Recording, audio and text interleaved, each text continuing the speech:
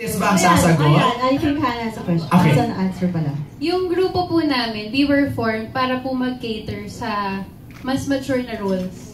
Kasi po marami na pong palabas ngayon, karamihan puro ang market pang teens. So nagkaroon po ng need para mag-release po ng group na pwede sa mas mature na roles, medyo mas sexy, medyo mas Right.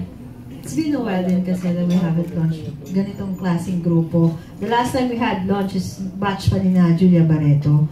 So Star Magic 13. Yeah, okay. so this time, this is a different group, a different offering faces nila. to watch for. Pwede silang character actress, pwede silang second lead, pwede silang third wheel sa love team, di ba? So, or pwede silang lead sa mga sensual teleseries natin, di ba? Marami tayong ganun.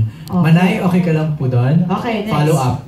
Gusto ko lang sa bawat isa sa kanila kung sino ang pangarap nilang maging leading man. Ayan. Ayaw ko, JC De Vera. Agad-agad. Ako po, Sam Melby.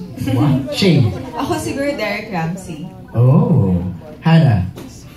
Ang dami. Isa lang. Sige, Piolo Pascual. Okay. Francesca. Mateo Villasela. Nako. Lauren. Piolo Pascual, definitely. Jeff. Akin na yun. Coco Martin. Coco. Oh, pagkapakulay kayo. Ganda. Yeah. Morena. Sama kami sa MMT kasi. Ay, oo. Tama. Myrtle. Gerald Anderson. Oh. And Aiko.